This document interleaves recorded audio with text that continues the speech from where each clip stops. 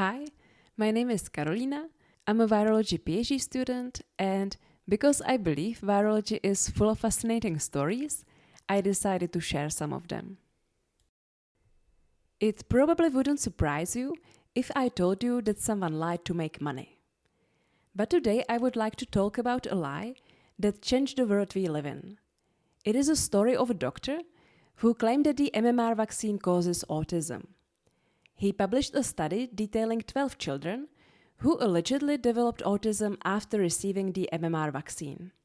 However, it was later revealed that the results were falsified, and the doctor in question was likely trying to fabricate evidence for a planned lawsuit against pharmaceutical companies. So let's talk about the study in question and also about the subsequent research that was done to either confirm or refute this alarming claim, and in which there was an observed link between autism and MMR. Before delving into the MMR scandal, or better yet the MMR hoax, let's quickly summarize what kind of vaccine this is. MMR is a combined vaccine that protects against 3 different viral infections. It is typically given to children around the age of 1, with a booster dose given before starting school. The first virus the vaccine targets is measles, an infection that causes high fever, cough, and rash all over the body. The disease can also lead to serious complications, such as blindness, encephalitis, or severe breathing problems.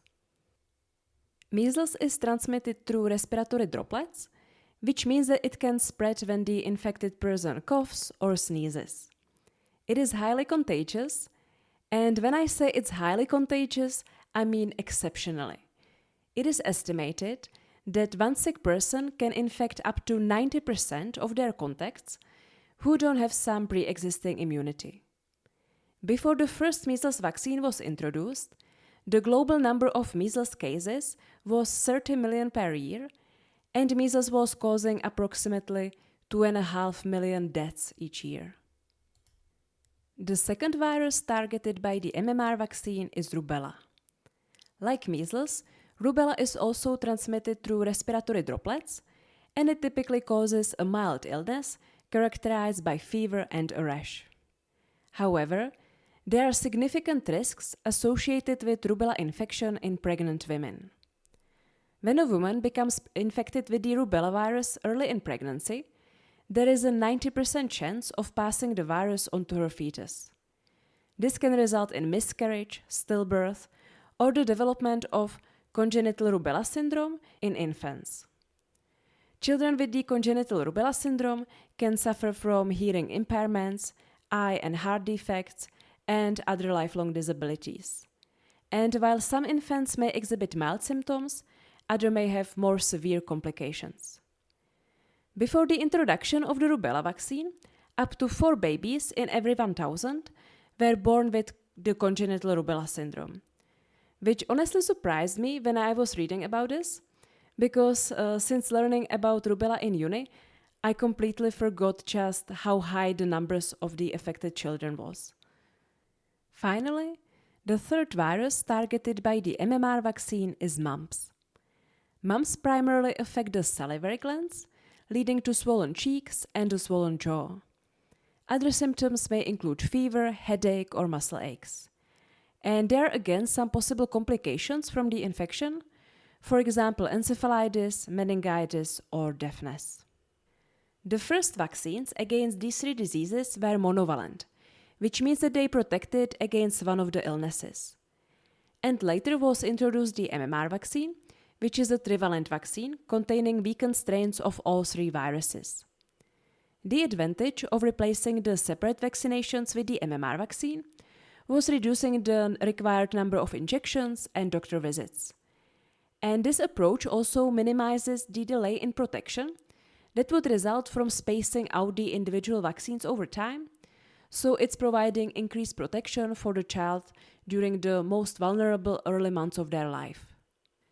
The MMR vaccine has a very high efficacy against measles and rubella, but slightly lower efficacy against mumps, at around 88%. Plus, the immunity against mumps weakens over time, which is why we can see outbreaks of mumps in adults. The controversy around the possible link between autism and the MMR vaccine began back in 1998, when British doctor Andrew Wakefield and his colleagues published a research study. It was a study that would eventually be retracted by the journal after it was discovered that there were several ethical issues and also falsified data. But by the time its flaws and issues were exposed, many people were already convinced. It was a paper describing a small cohort of 12 patients, and all of them were suffering from developmental disorders, including autism or regressive autism, together with an inflammatory intestinal disease. The authors claimed to have identified a new syndrome characterized by these very symptoms, by a combination of intestinal abnormalities and regressive autism. And they suggested a potential link to the MMR vaccine, because they reported that these health issues began after the children were vaccinated with the MMR vaccine. The study was presented as an observation of 12 patients who came to the hospital with the same symptoms. So it was quite a small study without any controls, but that is not something I would find necessarily problematic, because even a small observation can, of course, point out to an important problem requiring further research. But only if the findings are presented as they really happened, which in this case they were not, and none of the 12 cases reported in the research paper was described exactly as it happened, without any misinformation or factual changes. The proposed link of symptoms with MMR vaccine was based on a temporal connection, on the fact that the children were vaccinated and shortly after their symptoms appeared. However, investigation of the cases described in the study revealed that the time frame had been altered in the paper. This was discovered by investigating the patient's medical records and also suggested based on interviews with the children's parents. The research paper specifically focused on 8 out of the 12 children, claiming that their symptoms appeared within 2 weeks after vaccination, with the average interval being 6 days after MMR vaccine. But it turned out that this was not the case. For example, the paper stated that one child's issues began 1 week after receiving the MMR vaccine, when in reality, the investigations revealed that the problem started a month before the child was vaccinated. For another child listed in the paper, it was reported that his problems began 2 weeks after receiving the MMR vaccine, but in reality, it was 6 months later.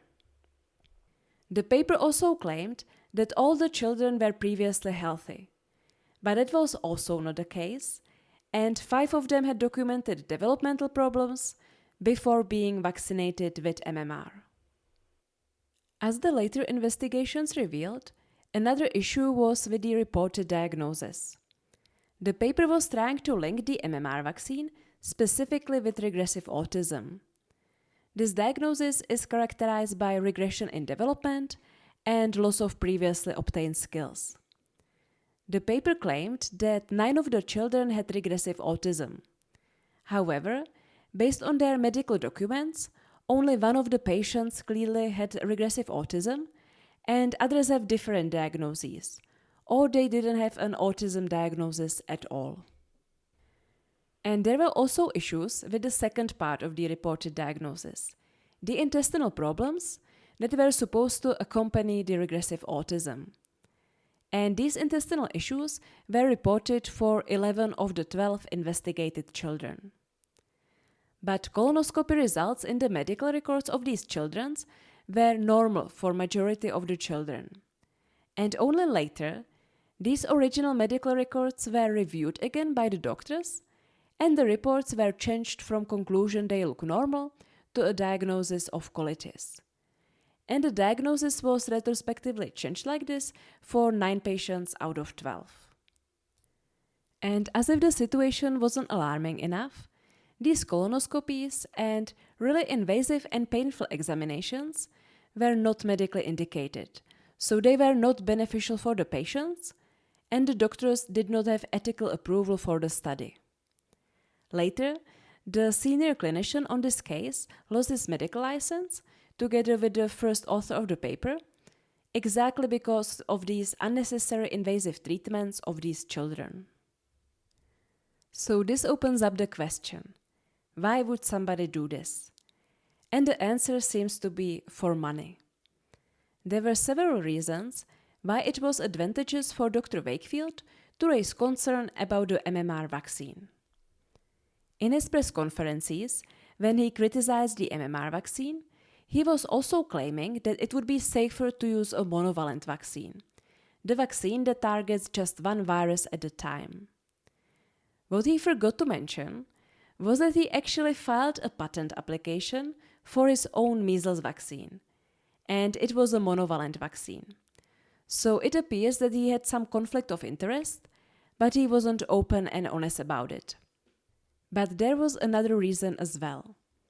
Before his investigations even began, Dr. Wakefield also made a deal with a lawyer, Richard Barr, who was preparing a lawsuit representing parents, claiming that the MMR vaccine has harmed their children, and they were hoping to get financial compensation.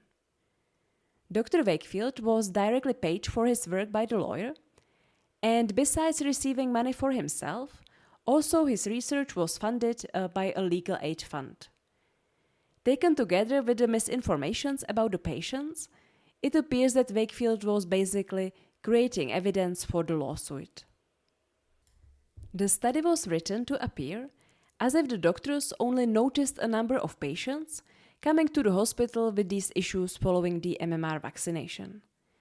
But in reality, this wasn't an observation. Instead, these symptoms were how the children were selected for the study.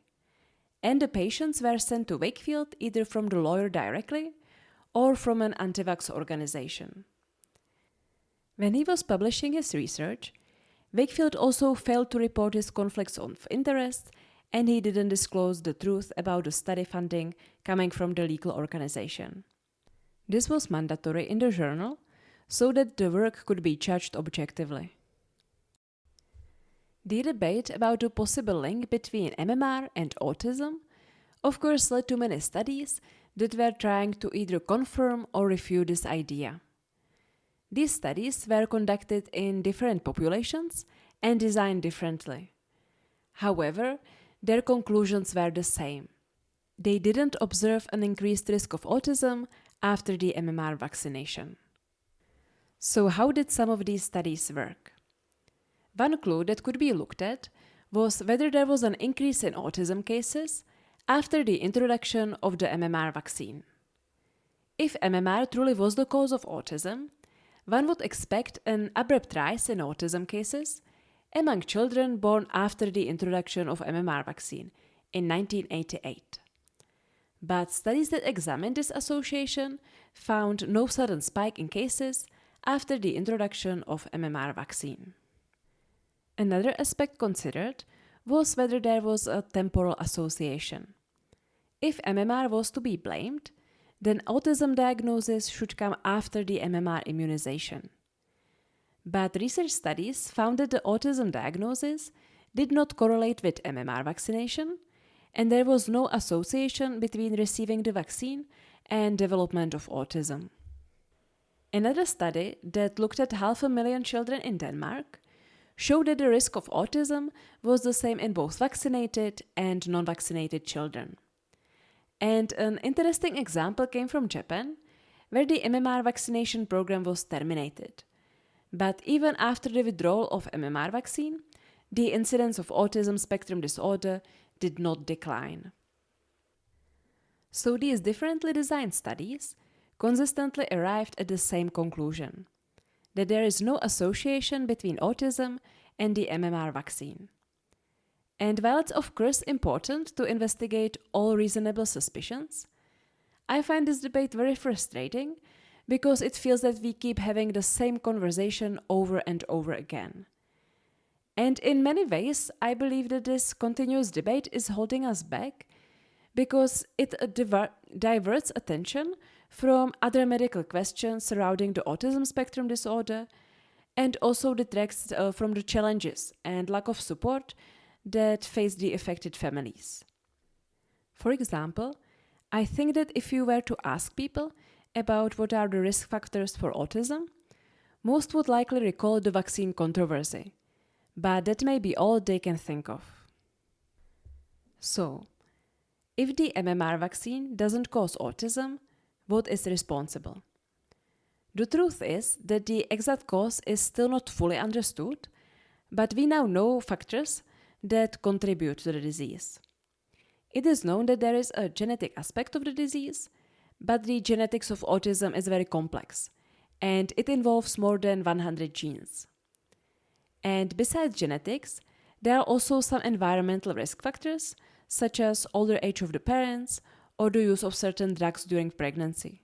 For example, a link was found to a medication for epilepsy called valproate.